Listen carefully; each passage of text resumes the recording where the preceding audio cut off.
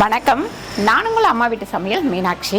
இன்னைக்கு சூப்பரான ஒரு ஹெல்த்தியான சாக்லேட் தான் பண்ண போகிறோம். சாக்லேட்டுன்னு சொல்கிறத விட பர்பின்னு சொன்னாலும் அந்த பேருக்கு வந்து செட் ஆகும். ஏன்னு கேட்டிங்கன்னா, நம்ம ஒவ்வொரு நாளும் டெய்லி வந்து ஹெல்த்தியாக சாப்பிட முடியாது அப்படின்றவங்க இதை வந்து ரெடி பண்ணி ஒரு டப்பாவில் போட்டு வச்சுக்கிட்டிங்க அப்படின்னா டெய்லி ஒன்று சாப்பிட்டாலே போதும். நம்ம உடம்புக்கு வந்து எல்லா சத்துமே சேர்ந்த மாதிரி கிடைக்கும். ஒரு நாளைக்கு ஒரு நெல்லிக்காய் சாப்பிட்டோம்னா அவ்வளோ ஒரு எனர்ஜி கிடைக்கும் இல்லைங்களா? அந்த நெல்லிக்காய் வச்சு தான் இன்னைக்கு வந்து இந்த பர்பியை வந்து பண்ண போகிறோம். வாங்க எப்படி பண்ணுறதுன்னு பார்க்கலாம். அதுக்கு தேவையான பொருட்கள் எல்லாமே பார்த்தீங்கன்னா, இங்கே 1.25 கிலோ நான் வந்து நெல்லிக்காய் வச்சுருக்கேன். ஒரு 3/4 கிலோ வெல்லம் வச்சுருக்கேன். நம்ம 1 கிலோவே போடலாம், உங்களோட டேஸ்ட்டுக்கு தகுந்த மாதிரி நீங்கள் போட்டுக்கோங்க வெல்லம். இங்கே வந்து ஒரு 200 கிராம் இஞ்சி வச்சுருக்கேன். இது 3 தான் நம்ம இப்போ வந்து யூஸ் பண்ண போகிறோம். இப்போ முதல்ல நெல்லிக்காவை வச்சு வேக வச்சிடலாம். இப்போ இந்த நெல்லிக்காவை நம்ம வந்து ஆவி கட்டி எடுத்துக்கலாம். நெல்லிக்காய் இதில் இருக்கட்டும்.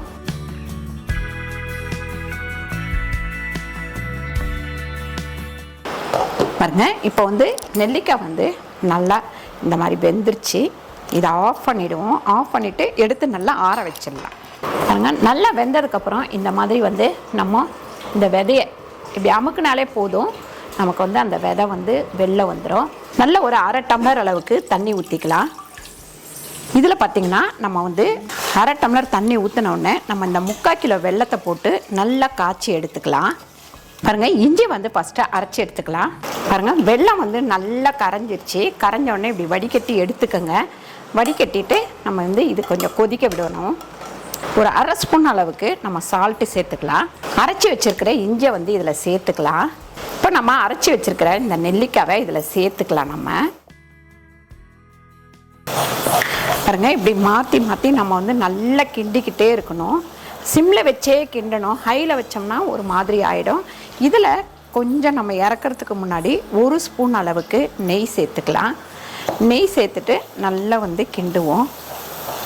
1/4 டீஸ்பூன் அளவுக்கு ஏலக்காய் சேர்த்துக்கலாம். இப்போ இந்த மாதிரி திரண்டு வந்தவுடனே நம்ம வந்து ஒரு 1/2 மூடி லெமன் புழிஞ்சிக்கலாம்.